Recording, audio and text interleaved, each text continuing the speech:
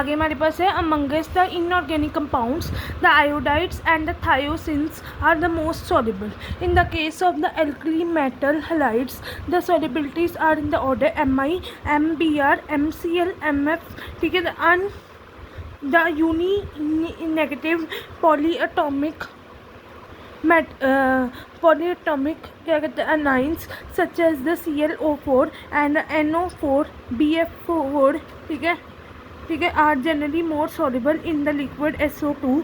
ठीक है, कौन से सॉल्युबल होते हैं?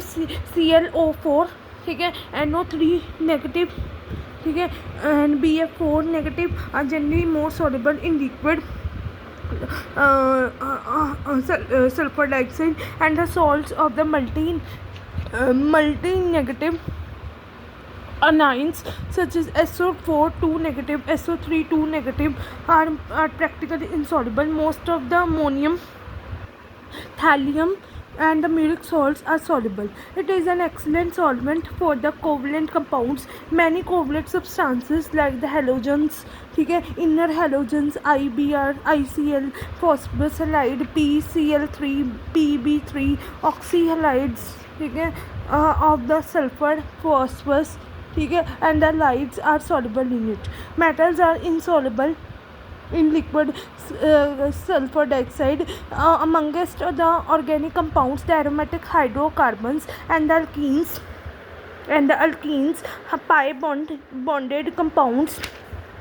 bonded compounds have a very high solubility in the liquid SO2 in comparison to the saturated hydrocarbons. Pyridine ethers, halogen derivatives and acid colloids also dissolve in liquid SO2. Many compounds dissolve in the liquid SO2 due to the solvate formation. For example, Ki4SO2, calcium I2,4SO2 है ना, KSCnSO2. ठीक है, many donor molecules also form stable solvates with the SO2.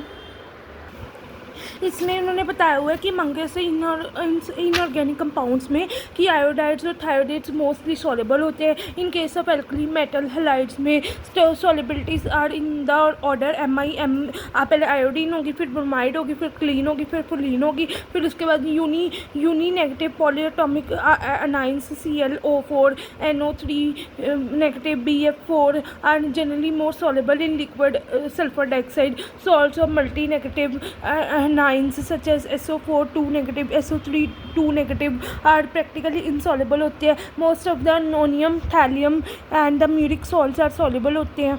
फिर उसके बाद बताया हुआ है कि it is excellent solvent for covalent compounds. मैंने आपको बताया सल्फर डाइऑक्साइड सॉल्युबल होता है, मोस्टली कोवलेंट कंपाउंड्स के लिए अच्छा होता है. Many covalent compounds substances like halogens हो गया, इंटर हेलोजेंस हो गया, फॉस्फरस हेलाइड्स हो गया, ऑक्सी हेलाइड्स हो गया of the sulphur and the phosphorus, ठीक है, एंड द लाइड्स हो गया आर सॉल्युबल इन इट हो गया. Metals are insoluble in liquid sulphur dioxide. Amongst organic compounds हो गया एरोमेटिक हाइड्रोकार्बन्स हो गया, हो गया, ठीक है, have very high solubility in the liquid SO2 in comparison to saturated hydrocarbons हो गया, पिरामिडीन हो गया, इथीन हो गया, हेलोजन हो गया, डेरिवेटिव्स हो गया, एसिड कोलाइड्स हो गया, also dissolve in the liquid sulphur dioxide. तो मतलब ये सारे उन्होंने सॉल्युबिलिटीज़ के बारे में बताया कि कौन सा सॉल्युबल है कौन सा नहीं सॉल्युबल. मतलब कि ये एक समरी टाइप है, आपको लर्न ही करना है, इसमें और कुछ नहीं करना. फिर आगे है many compounds dissolve in the liquid SO2 due to the solvate formation. उन्होंने बताया हुआ है,